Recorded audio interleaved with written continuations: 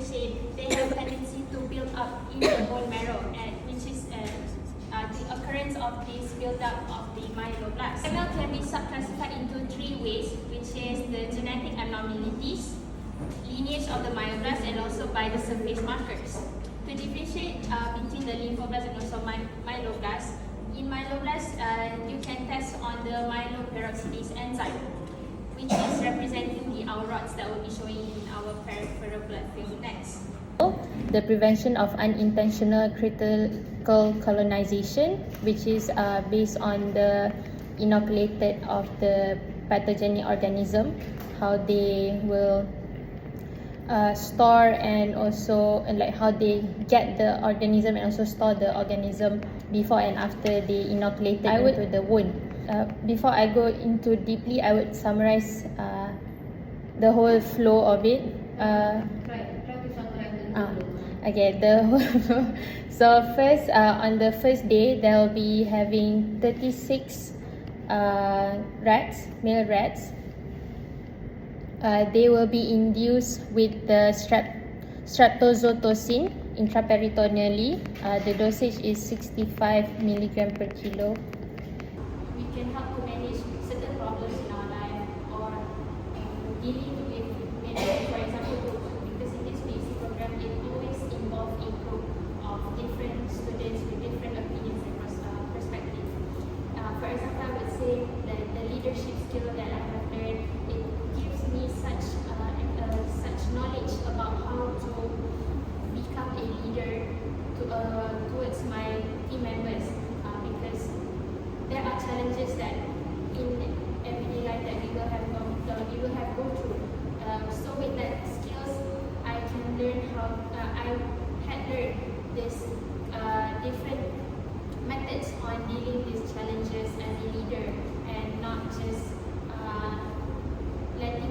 just lead them, but also make them become a leader as well in this team. And it's not like one person job to do it.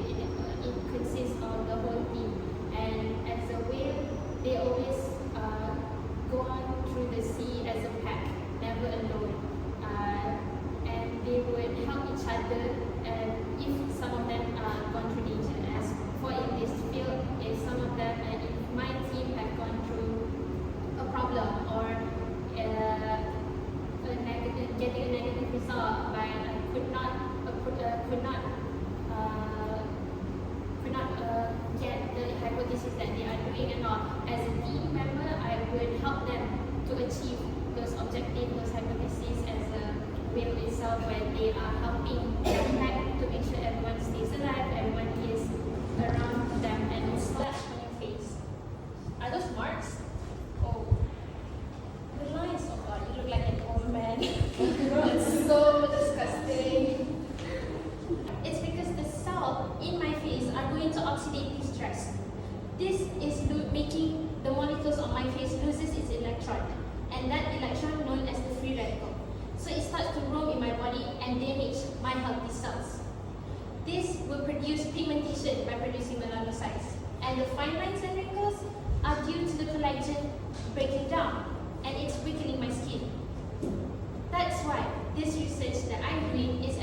As for my literature review that I have displayed on my background study itself, isoprenylene will induce oxidative stress, which I focus on, and it will produce reactive oxygen species, which is the free radical itself, and then it will attack the lipid molecule and cause lipid polarization. With the increase of these free radicals in the body, it will then proceed to apoptosis or necrosis of the cell in the heart, where it will start to damage more and more, and induce that are present in the body due to the production of due to the isoprenylene induced. They will attack the PUFA, which is the polyunsaturated fatty acid, will then produce this one molecule, which is the lipid hydroperoxide.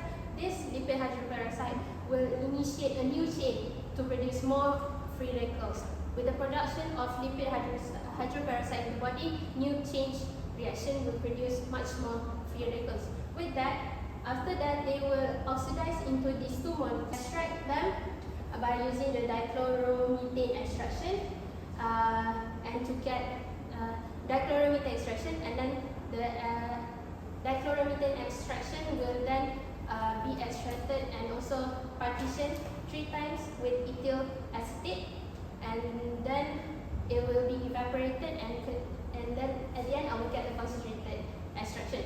And then as for my racks, we will go to induction phase, which is the first phase, separated into 2 groups, isoprenylene and also saline. After 14 days, they will start the treatment, mainly using the zestosponja and also digoxin. After that, on the 29 days, they will be euthanized, and I will take their blood and get the serum to test on their antioxidant parameters and also their antiparasitic effects, which is on the MDA, malondialdehyde. As for the C sponge itself, for my first specific objective, I will test the antioxidant test on them to find out the alkaloid, flavonoid, phenolic, and tannins compounds. These compounds are the bioactive compounds that